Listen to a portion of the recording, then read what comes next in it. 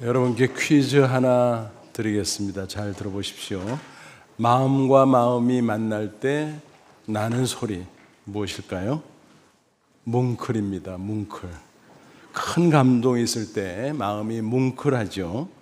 사람과 사람 사이에 마음이 통하면 뭉클합니다. 그런데 하나님과 사람 사이에도 마음이 통하면 뭉클합니다. 그래서 은혜를 받아서 감동받고 뭉클, 또 사랑을 나눌 때 감동받고 뭉클, 그렇게 뭉클한 것입니다. 여러분, 좋은 신앙 과연 어떤 걸까요? 바로 마음이 뭉클한 감동 있는 신앙입니다. 성경을 보니까 감동이 있는 현장에는 살아계신 하나님의 놀라운 역사가 나타난다는 사실 분명합니다. 은혜 역사도 나타나고 축복의 역사도 나타나고 심지어는 기적의 역사도 나타나는 것입니다.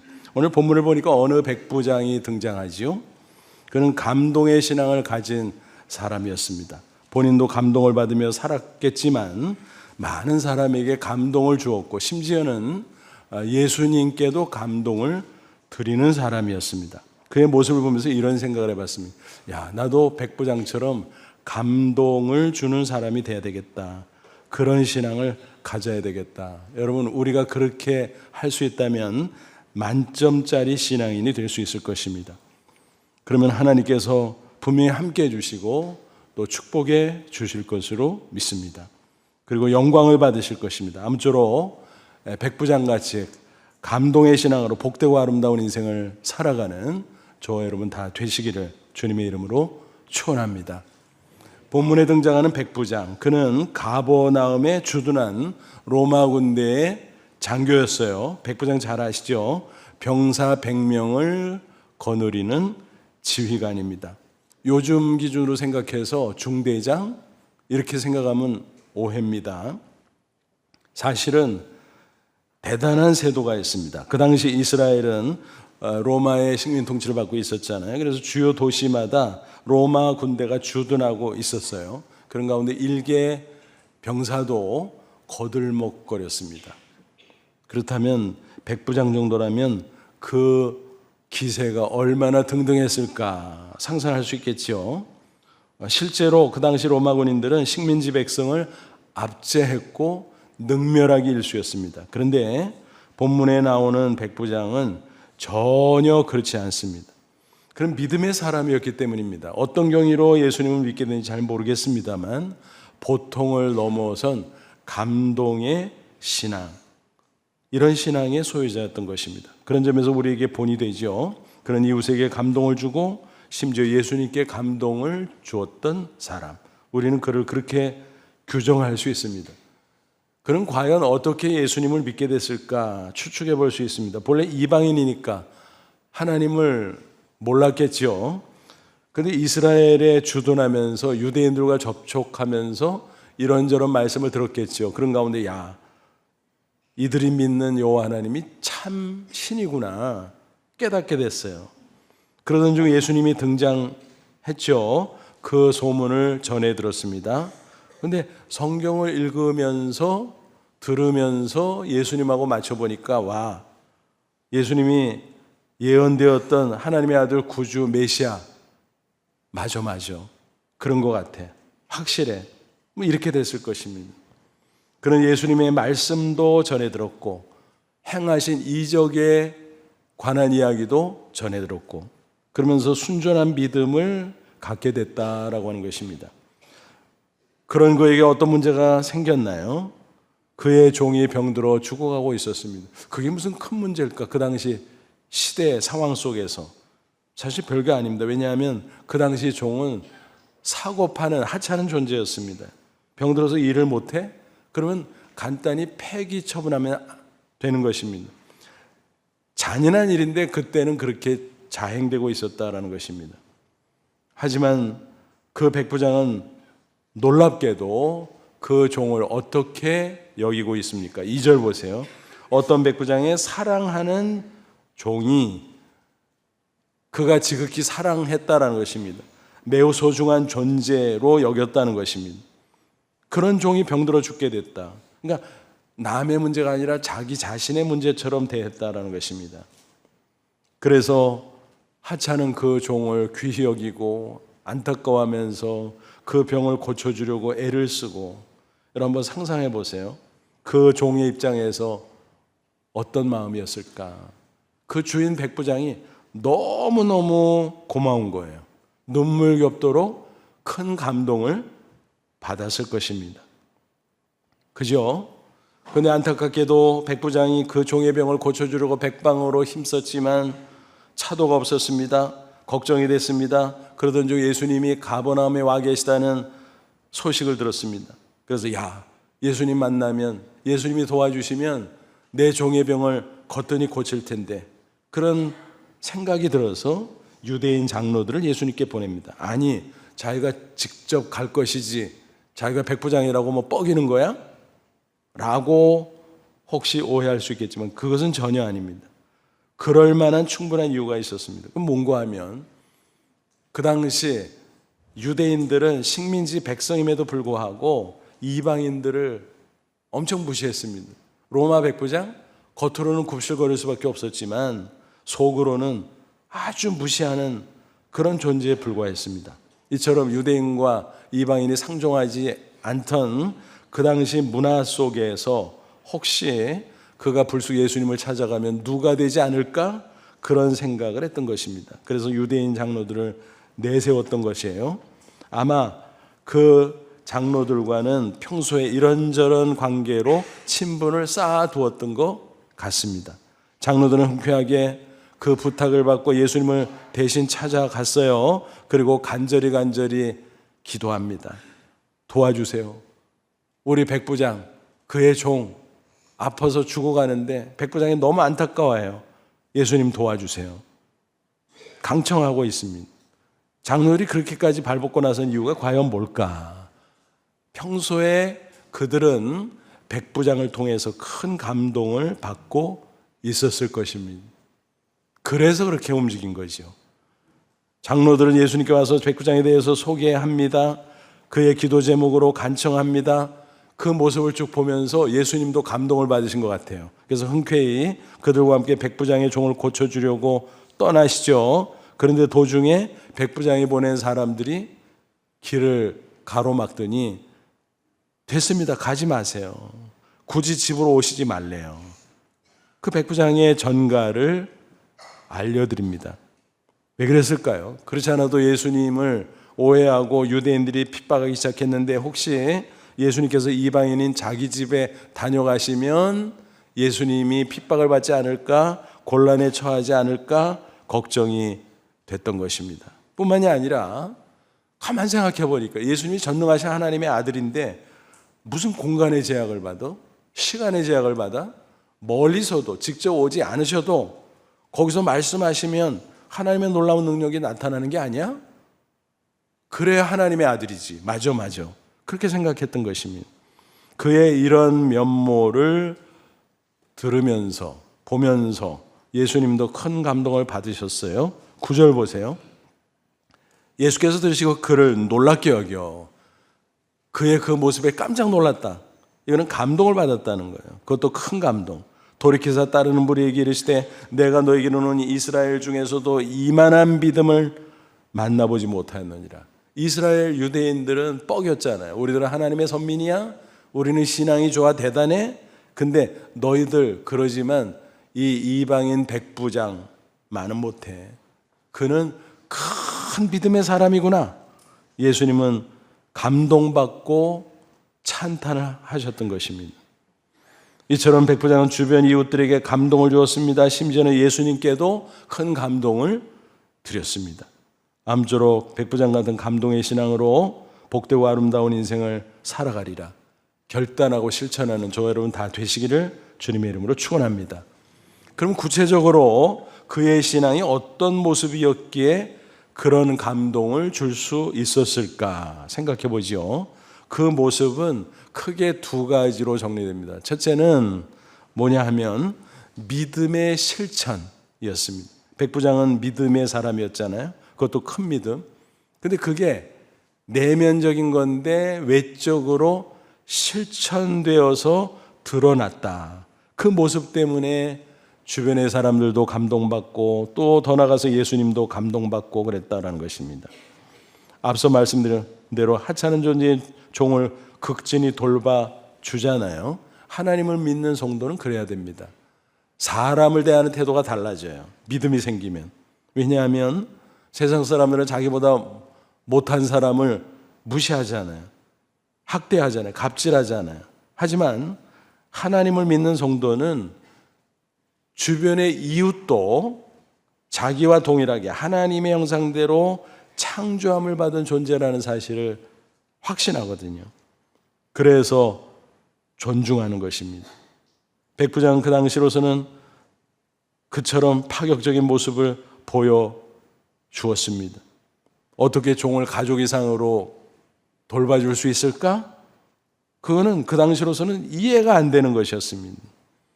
그런데 그것은 사실이었습니다. 어떻게 설명합니까? 백부장 안에 믿음이 있었다는 것입니다. 그 믿음이 아니고서는 설명할 길이 없어요. 아니 미쳤나? 백부장이 왜 저래? 그 하찮은 종 병들었으면 폐기 처분하면 되지 왜 저래? 주변의 사람들은 그렇게 흉을 봤을지도 몰라요. 그의 믿음이 실천하는 삶을 통해서 드러났던 것입니다. 유대인 장로들과의 관계도 마찬가지예요. 다른 로마 군인 같았으면 장로나 마나 유대인들 별것도 아니야 하고 무시했을 것입니다. 건성으로 대했을 것입니다. 하지만 그는 그 장로들과 좋은 관계를 맺고 존중하고 심지어 유대인들을 위해서 큰 헌신을 하기까지 했다라는 것입니다. 그러니까 그 장로들이 감동을 받고 자기들 일처럼 예수님께 달려가서 이렇게 간청한 게 아니겠습니까? 특히 그에게 예수님에 대해서 소개하는 내용을 보면 정말 놀라워요. 5절 보세요. 그가 우리 민족을 사랑하고 또한 우리를 위하여 회당을 지었나이다. 식민지 백성이라고 무시하는 게 아니라 존중하고 사랑할 뿐만이 아니라 심지어는 유대인을 위해서 회당을 건축해 줬다. 오늘날 교회당이에요. 규모가 얼마나 됐는지 잘 모르겠습니다만 어쨌든 그 교회당인데 교회당 하나를 그 마을을 위해서 지어줬다? 어마어마한 헌신이 아닐 수 없죠. 물신양면으로. 예수님은 그 이야기를 전해 듣고 큰 감동을 받으셔요. 그 백부장 기특하구나. 너무 귀하구나. 아마 그렇게 감탄하셨을 것입니다. 그러니까 예수님 편에서도 즉시 그 부탁을 받고 흔쾌한 마음으로 종의 병을 고쳐주려고 길을 떠나게 됐으리라 생각합니다. 그의 신앙은 이처럼 믿음의 실천을 통해서 아름답게 빛나고 있었습니다. 그는 참 믿음의 사람이었기에 틀림없이 그랬을 것입니다. 성경은 분명히 증거합니다. 믿음으로 구원받는 거 맞지만 그 믿음이 참이라면 그 증거로서 행함의 결과가 나타난다. 마치 나무와 열매의 관계라는 것입니다. 예를 들어서 사과가 열려야죠. 열매가 열리지 않으면 사과나무가 아니지. 그러니까 열매로서 행함이 있어야 된다. 그게 참 믿음의 증거다라는 것입니다. 그래서 야고보는 2장 14, 17절에 뭐라고 말합니까? 내 형제들아 만일 사람이 믿음이 있노라고 행함이 없으면 무슨 유익이 있으리요? 그 믿음이 능히 자기를 구원하겠느냐? 이와 같이 행함이 없는 믿음은 그 자체가 죽은 것이라. 믿음이 진짜라면 행함이 있어야 되는데 만약 없다? 가짜다. 죽은 거다. 그런 정도의 믿음으로 구원받겠냐? 아니. 그런 말씀입니다. 또 요한일서 4장 20절 21절은 이렇게 증거합니다. 누구든지 하나님을 사랑하노라 하고 말로만 그 형제를 미워하면 이는 거짓말하는 자니 보는 바 그 형제를 사랑하지 아니하는 자는 보지 못하는 바 하나님을 사랑할 수 없느니라. 우리가 이 계명을 주께 받았나니 하나님을 사랑하는 자는 또한 그 형제를 사랑할지니라. 사랑이라는 것은 수직적 사랑, 하나님 사랑과 수평적 사랑, 이웃 사랑, 이게 한 덩어리라는 거예요. 통합이 되어 있다라는 거예요. 혹은 동전의 앞뒷면과 같이 연결되어 있다는 거예요. 그러니까 입술로 하나님 찾고 주님 찾고 사랑이 어쩌고 떠들어대도 실제로 주변에 있는 사람들을 사랑하지 않고 미워하면 그 믿음은 가짜, 그 정도 믿음으로, 외식적인 믿음으로 구원 못 받아, 그 말씀이에요. 이런 말씀에 비추어 때 백부장은 참 믿음의 사람이죠. 행함이 있었어요. 믿음의 실천이 있었어요. 그러니까 주변 사람들에게 감동을 줄 뿐만이 아니라 하나님의 영광을 드러냈고 이웃에게 전도가 될 수 있었을 것입니다. 예수님이 하신 말씀 기억하잖아요. 마태복음 5장 16절, 이같이 너희 빛이 사람 앞에 비치게 하여 그들로 너희 착한 행실을 보고 하늘에 계신 너희 아버지께 영광을 돌리게 하라. 그죠? 믿음으로 착한 행실을 드러내면 사람들이 감동을 받고, 와, 하나님이 진짜 계시구나, 하나님께 영광 돌리고 마음을 열고 하나님을 믿게 된다라는 그런 말씀이죠. 어느 교회 장로님 이야기입니다. 그분의 교회 근처에 과일 가게가 있었어요. 지나다니면서 기회가 될 때마다 과일을 샀습니다. 단골 손님이 된 거죠. 그런데 어느 날 주인이 넌지시 묻는 거예요. 어르신, 왜 사과를 고르지 않고 그냥 위에 있는 거 하나하나 집어넣고 가시죠? 제가 보니까 매번 그러시는데.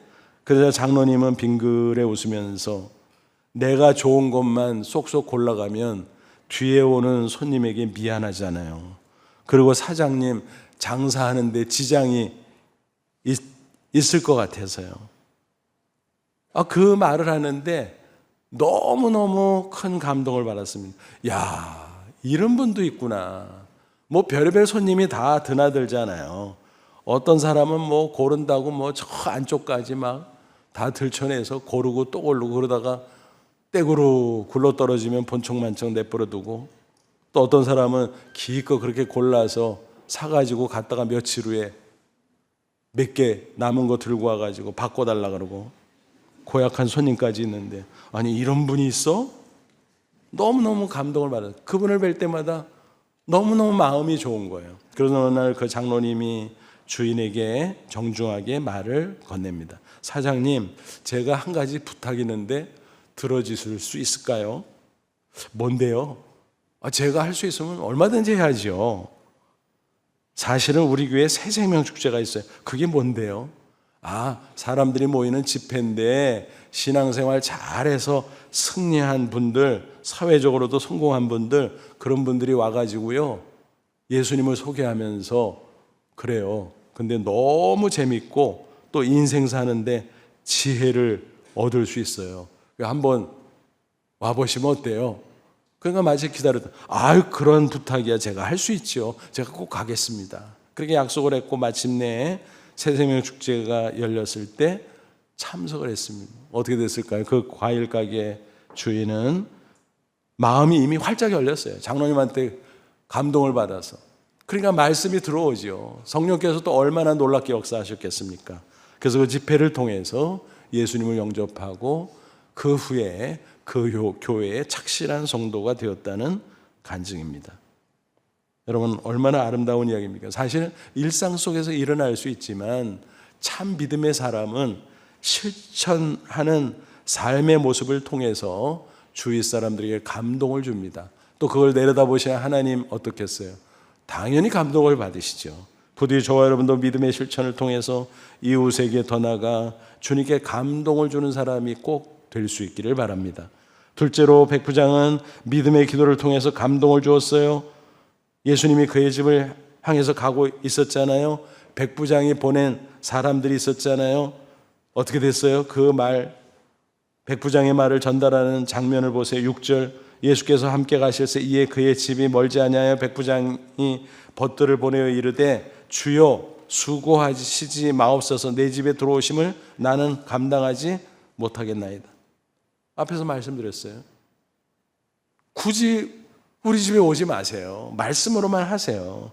그래도 당신은 하나님의 아들임을 내가 믿으니 능력으로 역사하실 줄로 믿습니다.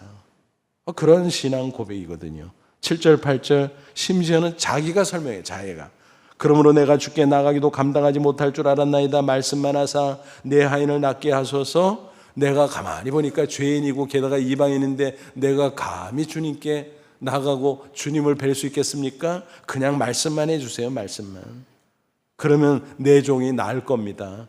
나도 남의 수하에 든 사람이여 내 아래도 병사가 있으니 이더러 가라면 가고 저더러 오라면 오고 내 종더러 이것을 하라 하면 하나이다. 무슨 얘기예요? 내가 군대 생활에서 잘하는데요, 상급자가 하급자에 이리 와 그러면 오고 저리 가 그러면 가고, 그렇게 말을 잘 듣습니다. 말하는 대로 척척 이루어집니다. 그러니 예수님께서 말씀하시면 그대로 될 줄로 나는 믿습니다. 그러니까 말씀으로 종의 병을 사라지도록 치유해 주시라는 그런 간청이었던 것입니다. 여러분, 얼마나 순전한 믿음입니까? 그런 믿음으로 기도하니까 예수님께서 감동을 받으신 것입니다. 당연히 기뻐하시고 응답하셨습니다. 칭찬하셨습니다. 본문에는 생략이 되어 있지만 어떻게 했을까요?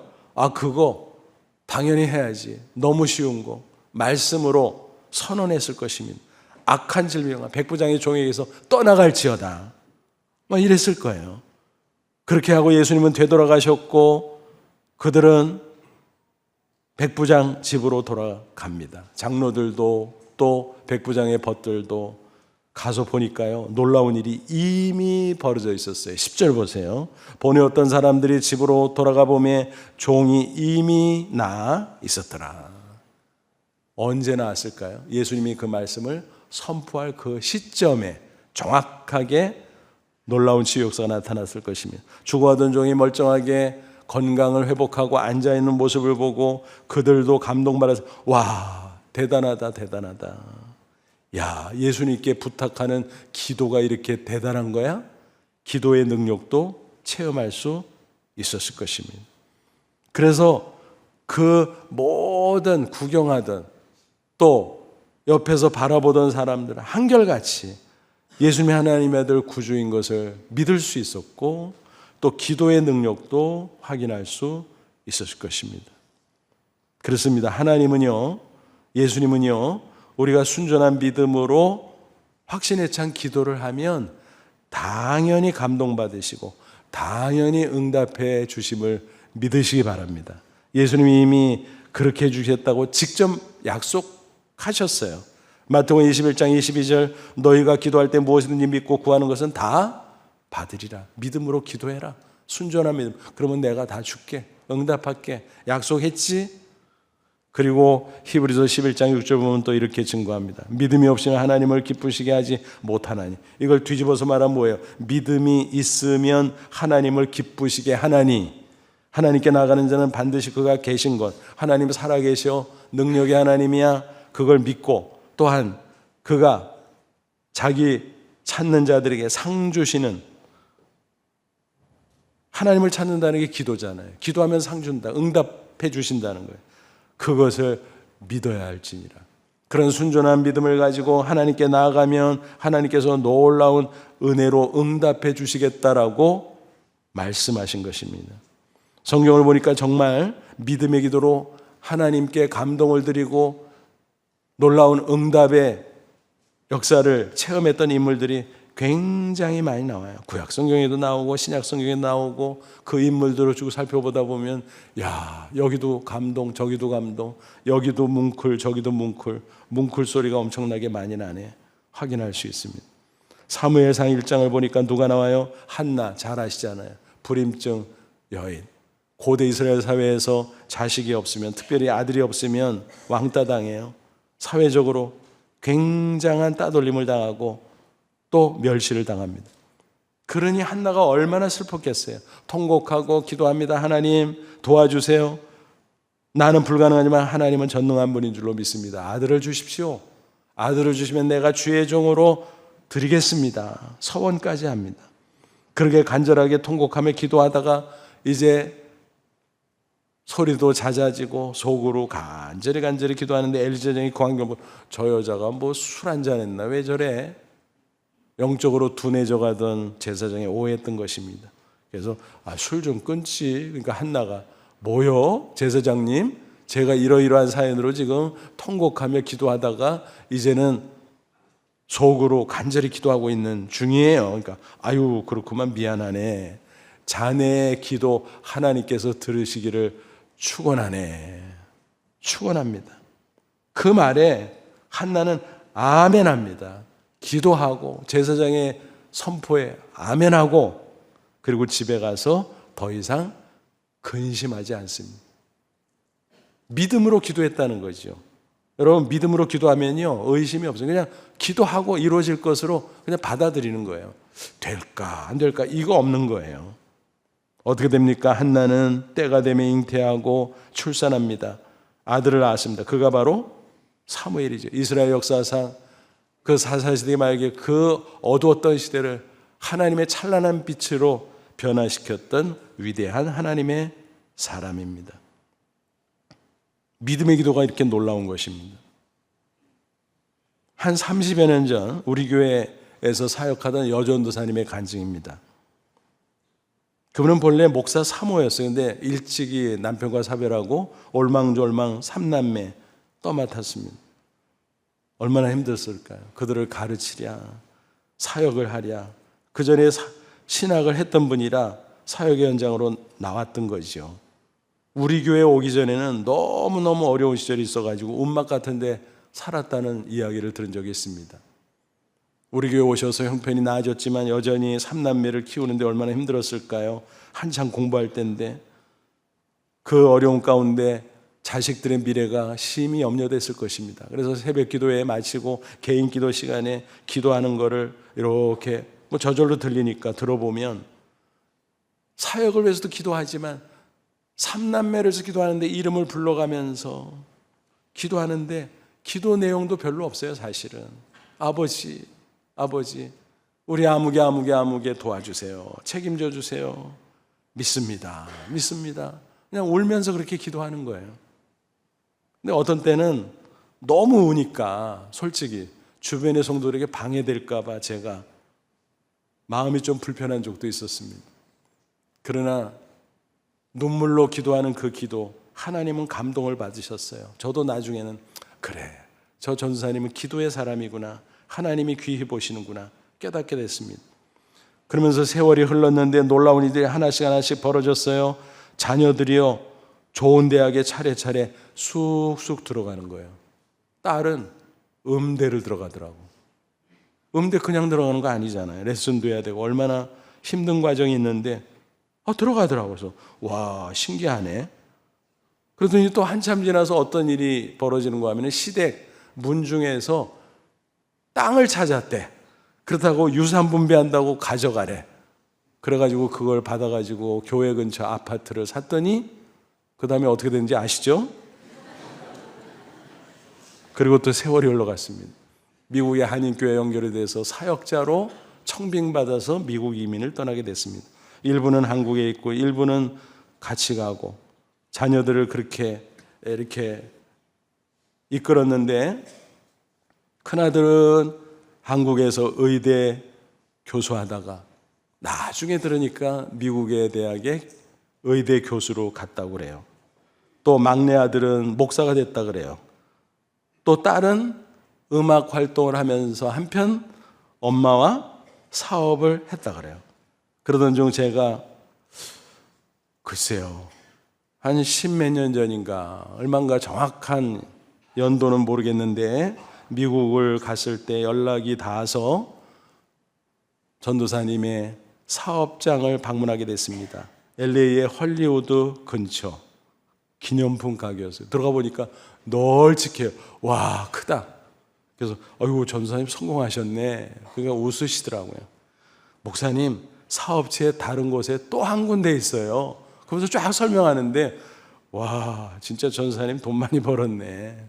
사역은 사역대로 하면서 그렇게 사업을 해서 잘 살아가고 있는 모습을 볼 수 있었습니다. 그 이후에 이제 그분은 선교지로 떠나셨습니다. 목사 아드님이 선교 편지를 몇 번 주더니 그 후에 소식이 끊겨서 근황은 잘 몰라요. 그러나 그 믿음으로 그렇게 기도하면서 잘 살아가고 계시리라 저는 그렇게 믿습니다. 여러분 믿음의 기도 하나님이 감동을 받으십니다. 응답해 주실 줄로 믿습니다. 또 마태복음 15장 보니까 가나안 여인의 이야기가 나오잖아요. 가나안 여인은 이방 여자잖아요. 이방 여자. 근데 믿음이 얼마나 좋은지 예수님께서 큰 감동을 받으셨어요. 어떤 사연이 있었을까요? 그에게 딸이 있는데 딸이 귀신에 들려서 수시로 발작을 해. 이거 얼마나 괴롭겠습니까? 야, 큰일 났다, 큰일 났다. 우리 딸 어떡하나. 그러던 중에 예수님의 소문을 들었어요. 그래서 뛰어갔죠. 넙죽 엎드려서 간절히 기도합니다. 다윗의 자손의 이 말은 구약에 예언된 메시아, 당신 하나님의 아들임을 내가 믿습니다라는 고백이에요. 나를 불쌍히 여기소서. 이 정도면 들어줘야 되는데 이상하게 예수님께서 처음에는 뭐라 그래요? 들은 척도 안 하셔. 본 척만 척해. 그러니까 계속 소리를 질러서 나를 불쌍히 여기서 나를 불쌍히 도와달라고 막 기도합니다. 근데 나중에는 예수님이 아예 무시하는데 뭐라고 말씀을 툭 던지는가 하면 개들에게는 자녀의 떡을 안 줘. 와, 예수님이 그 인간 차별하는 거야? 예수님 그러실 줄 몰랐는데 섭섭하네? 그래서 돌아설 수도 있는데 계속 매달려 기도합니다.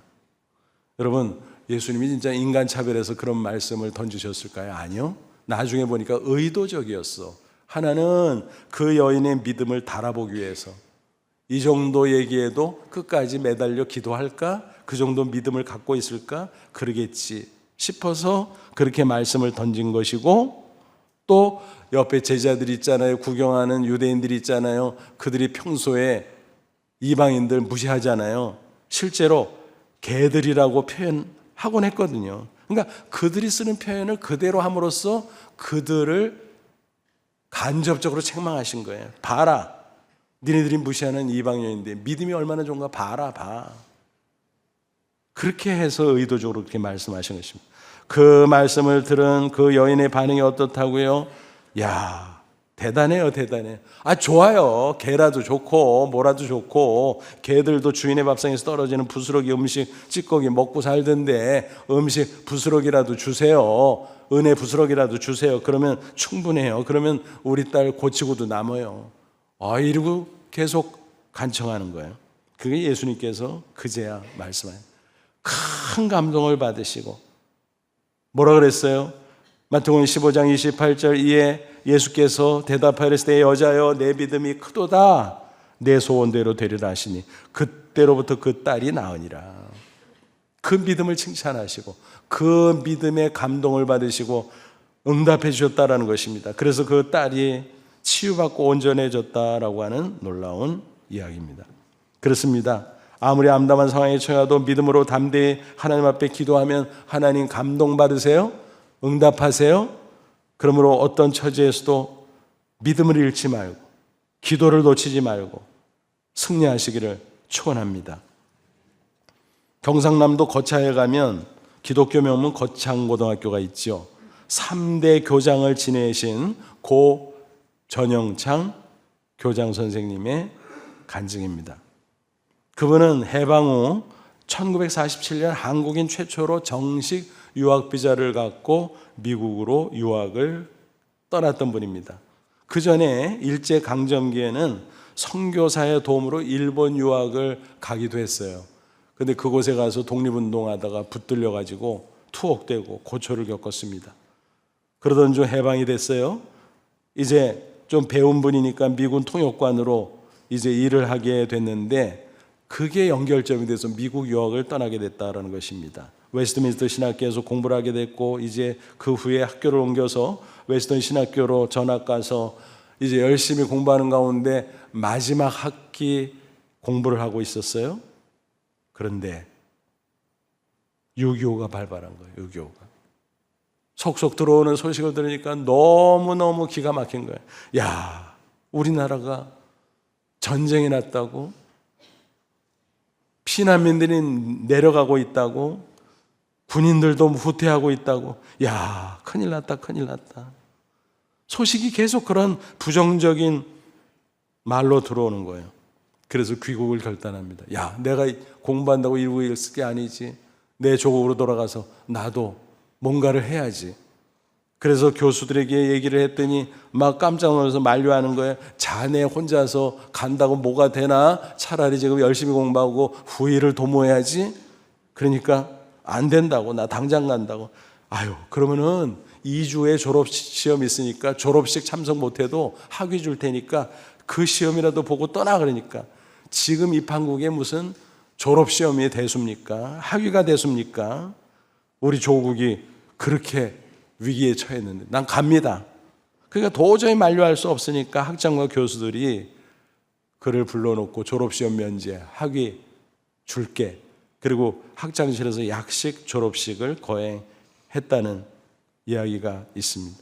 그는 귀국해서 부산으로 도착한 후 이제 장기례 박사 복음병원을 설립해서 피난민 구호 활동을 열심히 펼쳤습니다. 그러던 중 휴전이 됐고 이제는 좀 마저 공부를 해야 되겠다 그래서 미국 유학을 또 떠났어요. 그래서 이제 몇 년 공부하는데 아무래도 안 되겠어요. 전후에 잿더미가 된 조국. 야, 기가 막히다. 어떡하지? 내가 돌아가서 뭔가 해야 되겠구나. 그래서 귀국을 했어요. 인재양성해야지. 그래서 거창고등학교 교장으로 부임을 했는데 막상 들어가서 보니까 이 학교가 빚더미에 앉았어. 빚더미. 이제 곧 빚으로 넘어갈 위기에 처했다라는 것입니다. 야, 기독교 학교가 이게 뭔가 싶어가지고 1958년 4월 안 되겠다 싶어서 하나님 앞에 기도하고자 토굴에 들어갑니다. 그리고 일주일 금식 기도를 작정하고 기도하고 매달리고 울고 불고 하나님 도와주세요. 이 부채 해결하게 해주세요. 이 학교가 넘어가면 안 됩니다. 제발 좀 도와주세요. 그런데 몇 날 며칠 지나가는데 무슨 좋은 소식이 있으면 학교 직원이 찾아올 거 아닙니까? 근데 강간부 소식이에요. 마지막 날이 됐습니다. 너무너무 낙심도 되고 다른 한편으로 하나님 앞에 화가 났어요. 하나님, 살아 계세요? 살아 계신데 왜 이렇게 잠잠하세요? 도와주셔야지. 그래서 마지막 선언을 합니다. 정 안 도와주시면 내가 서울에 가서 일간신문에다 광고 낼 겁니다. 하나님 안 계시다. 그러고서 내려왔어요. 그런데 서무직원이 교사 선생님 빨리 와보세요. 왜 그랬더니 미국에서 우편물이 왔어요. 뭐? 우편물? 어디 봐봐. 그걸 뜯어보니까 수표가 들어있는 거예요. 수표가.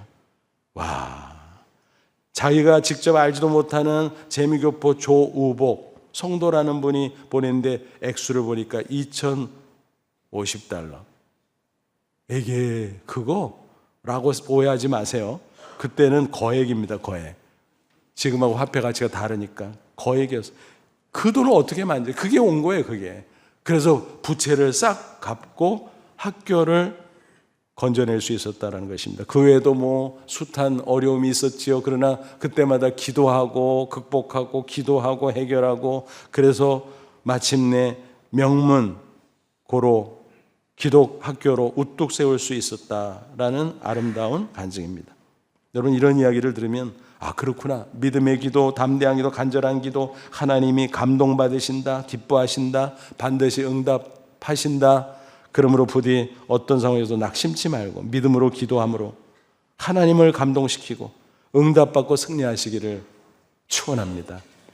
여러분 우리는 너나 할 것 없이 신앙생활 잘하고 싶잖아요. 맞죠? 그래서 하나님의 역사를 체험하고 승리하고 싶지 않아요. 그러려면 좋은 신앙이 있어야 돼요. 좋은 신앙이 뭐라고요? 감동의 신앙. 나로 인해서 하나님이 감동받고 이웃이 감동받고 감동의 신앙이 있어야 됩니다.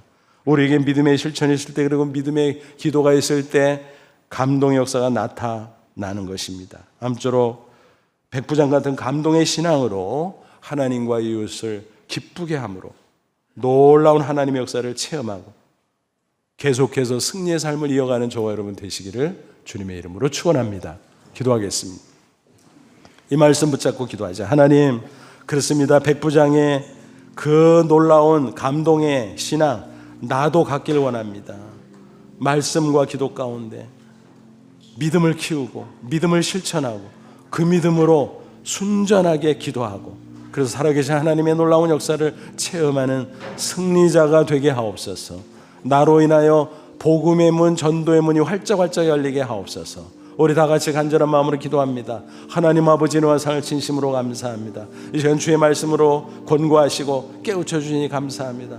백부장처럼 감동의 신앙으로 우리가 자라기를 원합니다. 굳게 서길 원합니다. 그래서 하나님에게 감동, 이웃에게 감동, 나도 감동 주고받는 아름다운 신앙생활, 그래서 승리하게 하시고 또 많은 사람에게 덕을 끼치고 복음의 문을 활짝활짝 열어가는 저희들이 다 될 수 있도록 인도해 주옵소서. 예수님의 이름으로 기도하옵나이다. 아멘.